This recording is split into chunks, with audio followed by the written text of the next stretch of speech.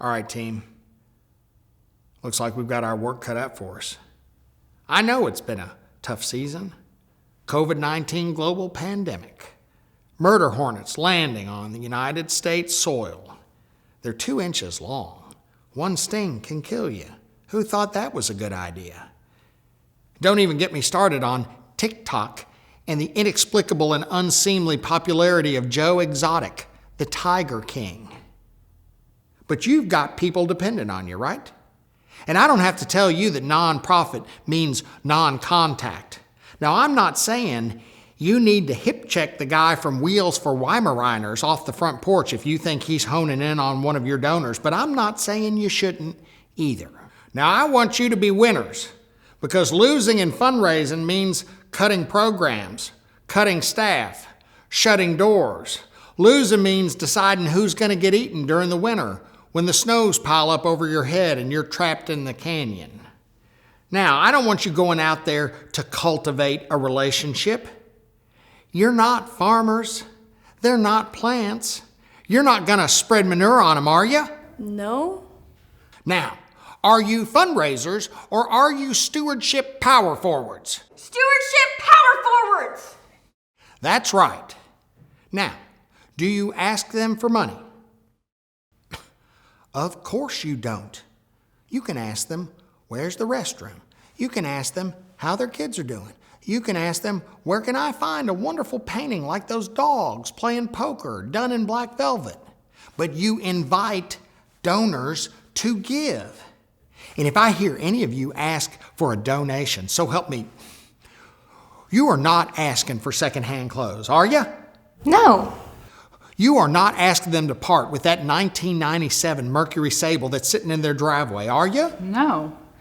That's right.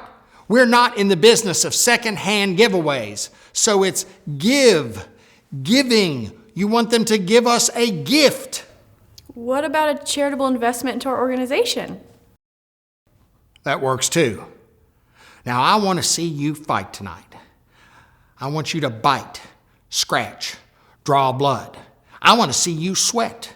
I want to see you sweat so much that Candace has got to keep running out and mopping up the floor. I want to see perfect harmony, perfect attention to detail, perfect execution of play. Be aggressive. Stay on your prospective donor. You get blocked by some weak excuse, well, then you come back twice as strong. Somebody says to you, I gave at the office. Well, that's fine. You follow them home, come up to them in their driveway and say, you're not at the office now. Keep the pressure on until they see your vision and open their wallet.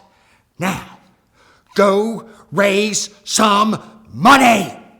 Yeah! Hello, you kind, wonderful, generous people. You having fun? Hey, who's wearing comfy pants? And because we're still right in the middle of COVID times, who's wearing pants? Look, I'm not judging, but these days, you gotta ask. Of course, I guess it could be worse. This might be the most comfortable fundraiser you've ever attended. Well, pants or no pants, we're getting ready to move into the dinner theater portion of the evening.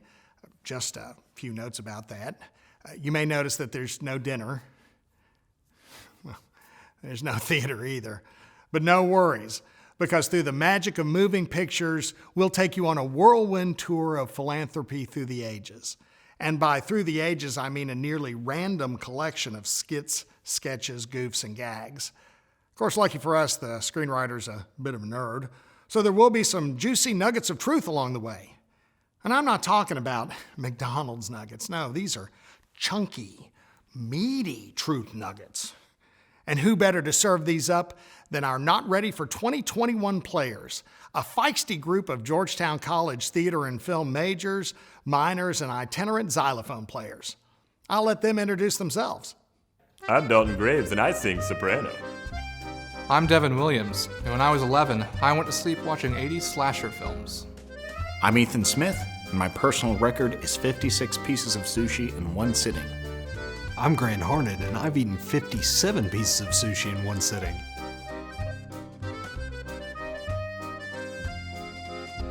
Hey, I'm Harley Dublow, and when I was 4 years old, I used to put ketchup on SpongeBob Cheez-Its to give them hair. I'm Harry Smith, and I paid $40 for the Mountain Dew cookbook. I'm Lorenzo Federvolone, and come visit my pasta garden. I'm Meredith Cave, left tackle. Hi, I'm Shane McLeavy. Your personal space means nothing to me. My name is Skylar Vest, and hi. Well, aren't they something? You're in good hands. Ish. Elizabeth Village presents A Complete History of Philanthropy, The Interesting Parts, performed before an imaginary studio audience at Georgetown College's Ruth Pierce Wilson Lab Theater, underwritten in part by me.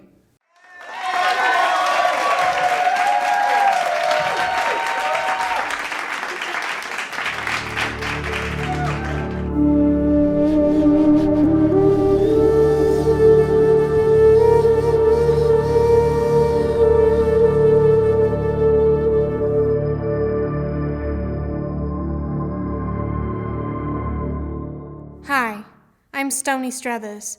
You may know me from my hit comedy, All in the Cave Clan, but today I'd like to talk to you about a cause that's very near to my heart. In 129 BC, we enjoy all the conveniences of the modern world. Here in Olduvai Gorge, we have fish hooks, sewing needles, and bows and arrows. Meanwhile, our cousins, the Neanderthals, haven't even figured out how to strike flint to pyrite to make a spark. We don't realize how much we have. In Mesopotamia, for about 3 oyster shells, you can get a goatskin bag full of sparkling Tigris water. Or, in the Alps, for about 3 oyster shells, you can get a tall pine bark latte with a shot of locally sourced lingonberry juice topped with non-GMO whipped cream. Or, in southern France, for about 3 oyster shells, you can get a small pot of cave paint or a basket of snails. Through the organization Fire for All, you can reach out to a cold, hungry individual stumbling through the darkness.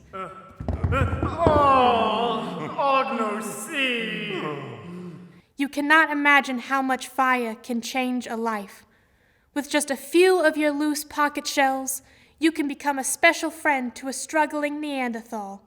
Why don't you call the toll-free number on your screen? There's no obligation. For just 3 shells a day, you can make a huge difference. Won't you please call?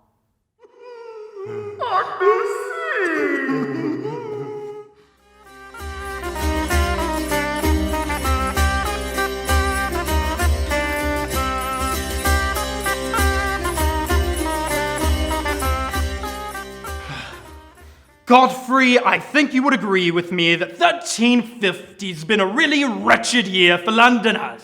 Forsooth, you do speak truth, Godwin. Pestilence and Black Death have dominated every broadcast.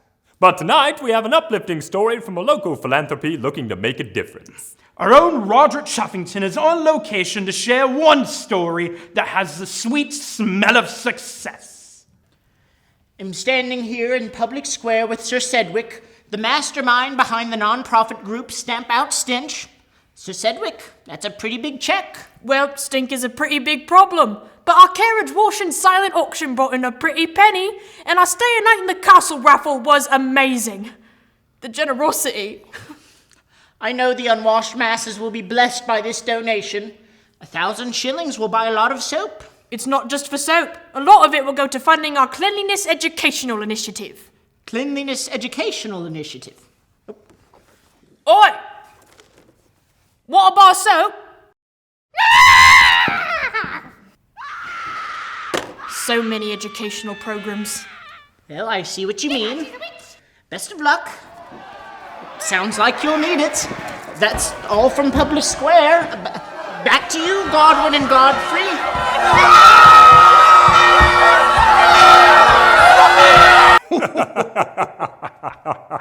Ooh, it seems like all Roderick has his hands full. He sure does, Godwin. Now that's all for the news this evening. Stay tuned to this station for a new episode of the comedy, Which is Which? A truly burning question. Good night, and God bless.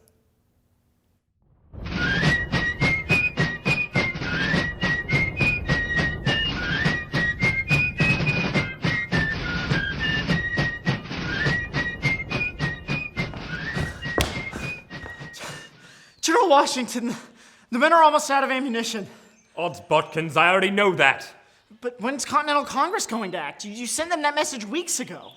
It's become more and more obvious that we can't count on the Continental Congress. They're hundreds of miles away, and we need bullets now. But the war chests are empty.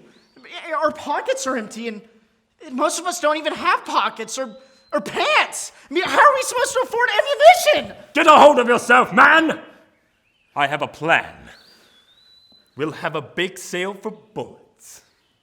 That's brilliant, sir! Martha! Oh, Martha! Fire up the ovens. Let's have a bake sale. We could sell chances at a suckling pig. What about a chariot wash? How about if we sell summer sausage and cheese door to door? Picture this. Nude skydiving. We should do a kissing booth. What about a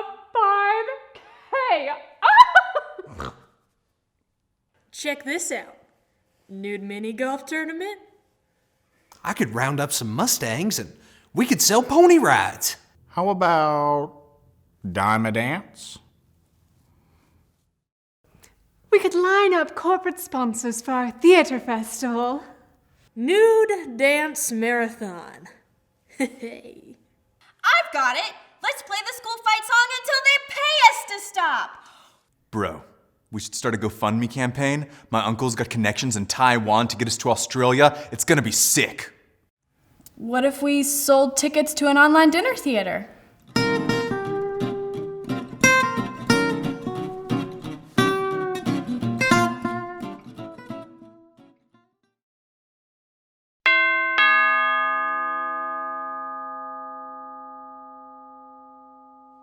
Good afternoon. I'm Roddy Shepard, Director of the Alaskan Field Office of Wheels for Weimaraners.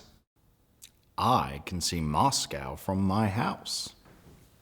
On behalf of our organization, I want to thank you for your many years of support. And I want to assure you I'm not here to ask you for a gift.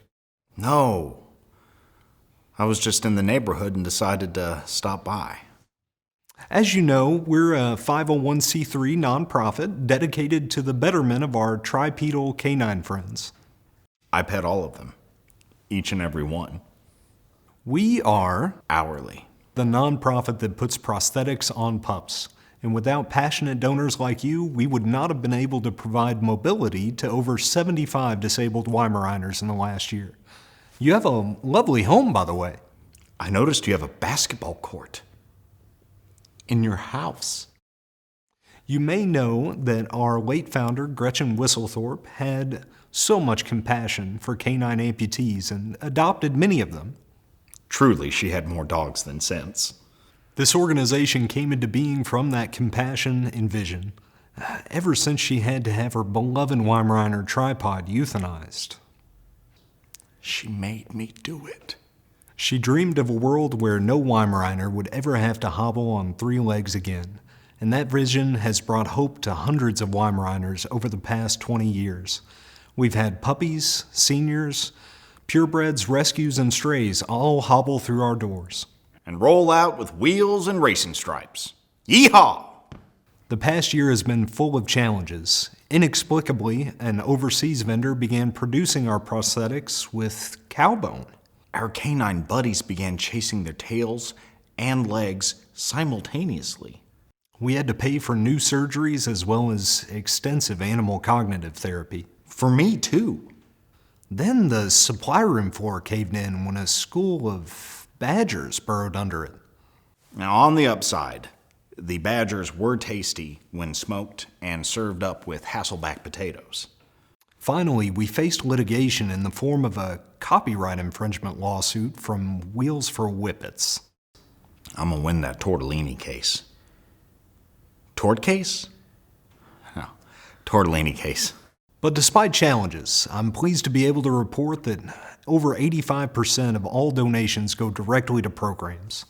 For every dollar we get, I give 85 cents directly to a dog.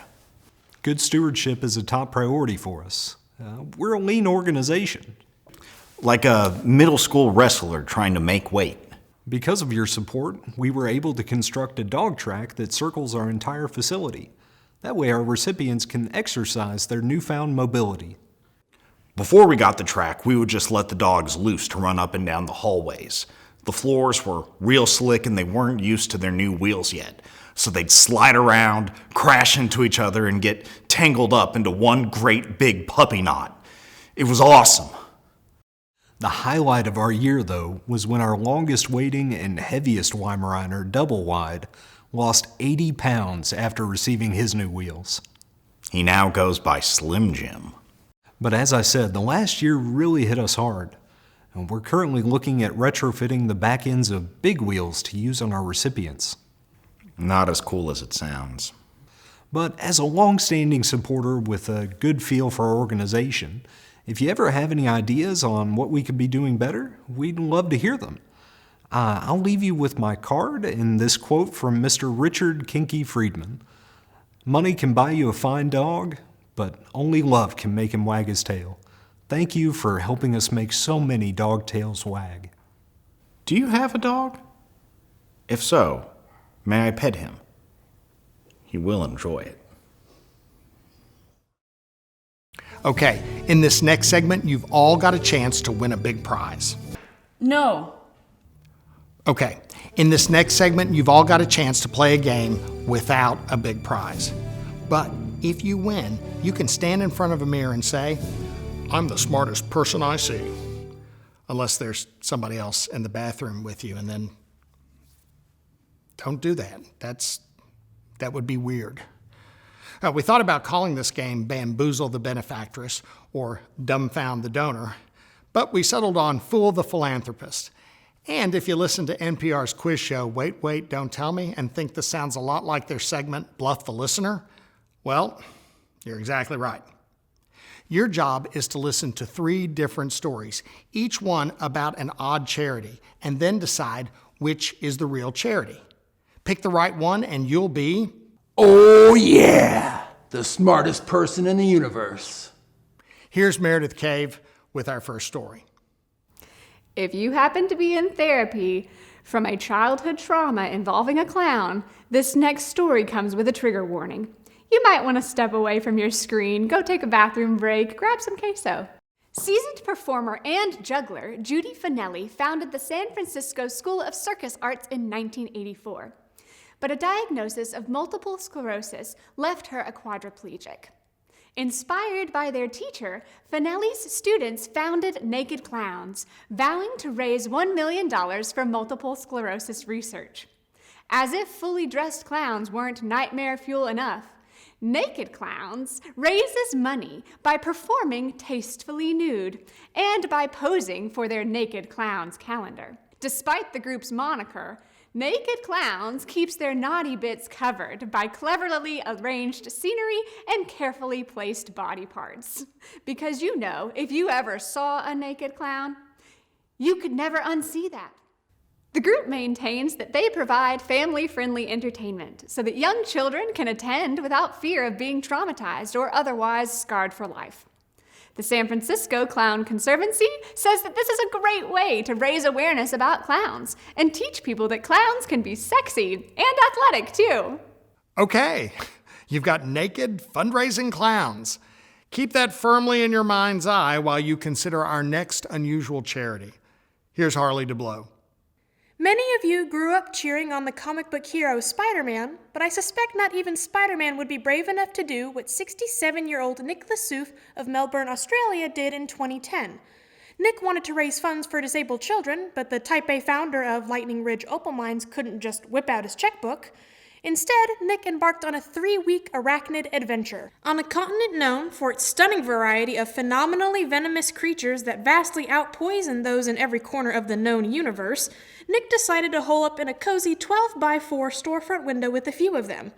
He brought 400 huntsmen, redback, black house, white-tailed, and bird-eating spiders into the intimate space with him, but in a horrifying display of their amazing spider powers, the web-slingers quickly began to feast upon one another.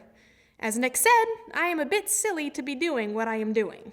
For 21 days, Nick spent his time cutting opals and writing his memoirs, allowing himself only one 30-minute break every 24 hours. By the end of the 3 weeks, he had raised $16,000 and learned a thing or two about cabin fever, commenting, "It's just nice to be out of there." So, we've got a guy getting up close and personal with venomous spiders for the kids. And now, here's Devin Williams with our final charity. When disaster strikes, it pays to be prepared. Thankfully for humanity, a group of tattooed hipsters, D&D aficionados, and sci-fi nerds have a plan to save us all. Calling themselves the world's premium non-stationary cadaver suppression task force, the Zombie Squad operates under the motto, "We make dead things deader." They use the undead as a metaphor to educate the public on disaster preparedness and to raise funds for disaster-related causes like the Red Cross. The Zombie Squad hosts educational workshops and survival camping trips, raises funds, and conducts blood drives.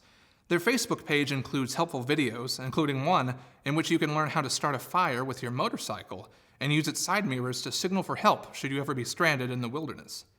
At the start of the pandemic, the Zombie Squad urged followers to wash your hands like you've just got done slicing jalapenos for a batch of nachos and you need to take your contacts out. Says Tracy Finch of Zombie Squad Milwaukee, if someone is prepared to survive the complete breakdown of society due to an uprising of the living dead, then he or she should be prepared for almost anything. Okay, folks, so which one is the real charity?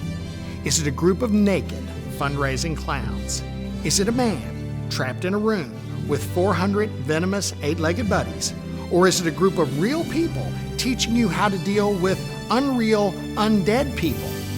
Take some time, but not too much, and vote.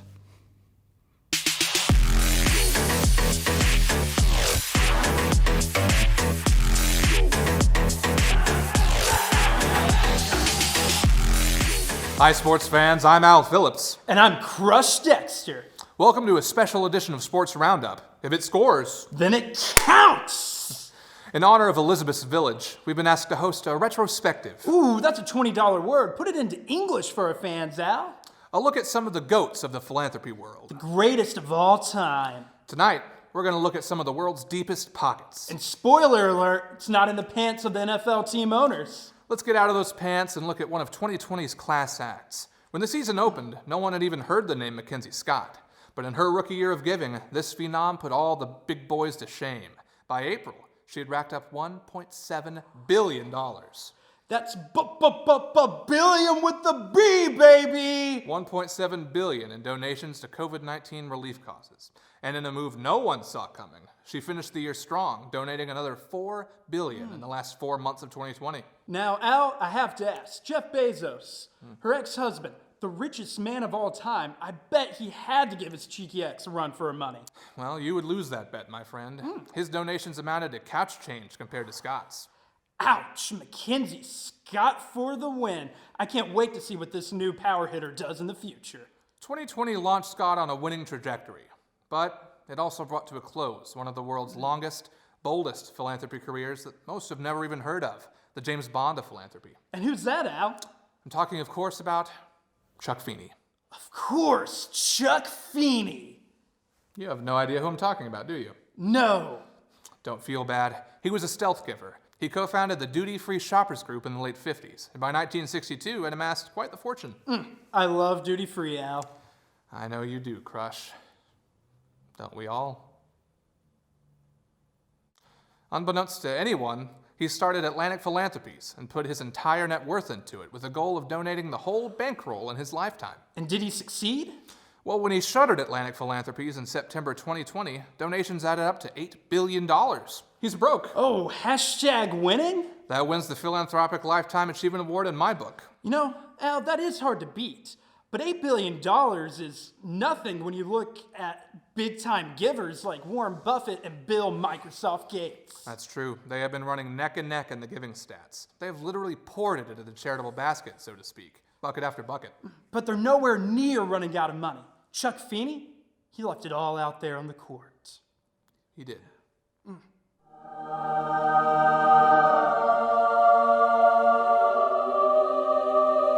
So, Al, let me ask you, who is the greatest of all time?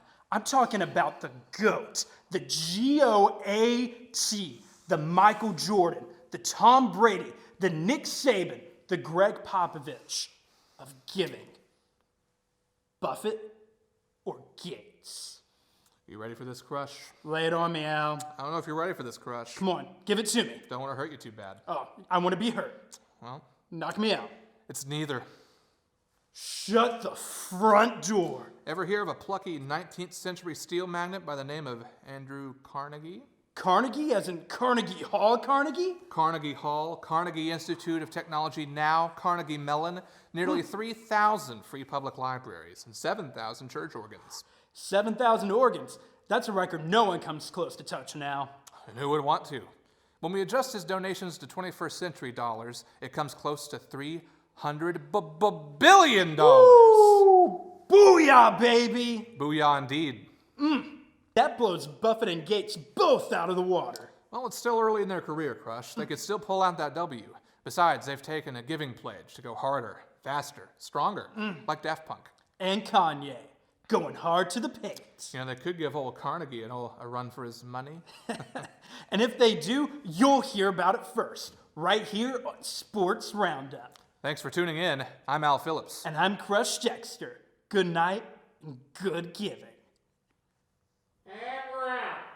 Good job, man. Oh, yeah, did I do good? Yeah, thanks. It's fine. Yeah, I did good, guys. Thank you.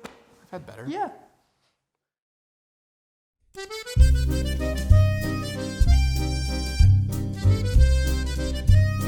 I give because I remember what it was like to be the shelter dog nobody wanted. I am looking for some good karma in 2021. All the cool kids are donating. If I give, maybe they'll go away and leave me alone.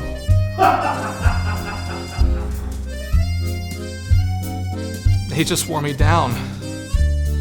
Generosity keeps me in travel mugs, address labels, and little notebooks. I've got all this money burning a hole in my pocket. If I give enough, I won't feel bad about skipping the 5K. I'm all about smoking out entertainment at fundraising dinners. I gave once and I got hooked. I mean, I cannot get enough of that post-donation high. I just can't say no. Sad children, tear-filled eyes, lonely shelter dogs. The chihuahuas, they shiver.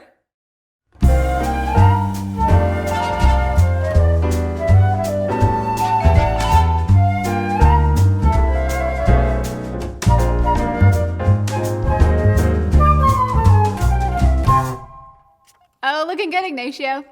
Oh, please. Wonder Woman. My friends call me Nacho. Nice jammies. Hey, thanks. Hey, Spidey. Morning. Hey, what's she doing here? I thought this was a superheroes only project. Don't you see the cape? Okay. Spidey, why don't you, take your mask off? Both of them?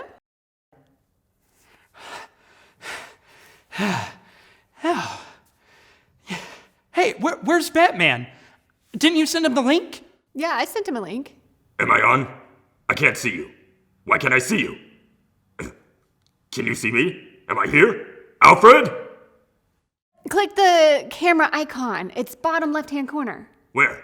Alfred, help me. Has a bat cave, but can't figure out Zoom. Alfred! Okay. Now that we're finally all here, let's get down to some fundraising planning. Bruce, are you sure you can't just write us a check? Most of my money's in Bitcoin right now, and I'm not selling until it hits 50,000. Guys, we don't have a whole lot of time. I have a grocery store gig to get to at noon. Man, you get all the good gigs. I have a really great agent. I can give you his number. But you guys, let's get down to the nitty-gritty. Okay, so if we're ever gonna get our nonprofit off the ground, we need a good name. Something memorable. Oh, Mutants with Missions. No. Soup for Soups. Caring for Cape Woods? We'll put a pin in it. We need to figure out how we can emotionally connect to the public. I know the plight of has-been superheroes is something that's very important to us, but how do we appeal to the people for a greater cause? I don't emotionally connect. Oh, we should launch with a giant nacho bar that stretches a block long in front of City Hall. A what? Who doesn't emotionally connect with nachos? I mean, we start with the cheese, we go all in with the cheese. I am talking all in. No. But how do we get the word out? Beam it up onto the dark nighttime clouds. How does that create an emotional connection? Moody's an emotion. It's more like an adjective. Ooh, what if Spider-Man wove the name of our nonprofit into a web, like Charlotte in that Pigs movie? What's he called? Something Web? Charlotte's Web. Chase. Yeah, I could do that, and then Wonder Woman can mention us at the grocery opening, and with Batman's beam into the nighttime sky, I think we'll be set. That's fantastic. Another way I thought we could get the word out is if someone got their car wrapped in our logo. I still have my learner's permit. I've only got a scooter. Batman? I sold my Batmobile for more Bitcoin. Okay, moving on. Oh, I saw on the news where William Shatner sold his kidney stone for charity. Seriously? Yeah, he got $25,000 for it. Do you have a kidney stone? No. Then what's your point? Okay, what about those ladies up in Canada who zipline topless for breast cancer? How does that help anybody? Well, yeah. You know, I like the zipline part. Of course you do. Okay, we charge people $100 to eat at the giant nacho bar. For $100, people are gonna want a lot more than canned cheese on tortilla chips. You know, it is a good cause. What if we just ask people for money? I don't beg. It's not begging. Okay, it's kind of begging, but what if we wrote letters to really rich people like Warren Buffett? You mean Warren Buffett? Yeah, that guy. Do you think a billionaire could just give away money? Are you crazy? Okay, how about these? Hear me out. We make the nacho bar free, but we put a donation jar at the end of it. No nacho bar. Come on! Gee, somebody text DoorDash and get this guy some Taco Bell. Actually, that sounds pretty good. Text the Flash. He's moonlighting at DoorDash. Ooh, I always think better after a $5 big box. Am I the only one who remembers what we're supposed to be doing? Old people, a giant nacho bar, help them a gordita crunch with 3 soft-shell tacos and a Baja Blast. Clearly we're done here. I have to pop off anyway to get to the grocery store gig. Good meeting. Is she being sarcastic? I don't do sarcasm. No clue. Well, I'm out of here. Goodbye. Go away. Alfred, where is everyone? Alfred!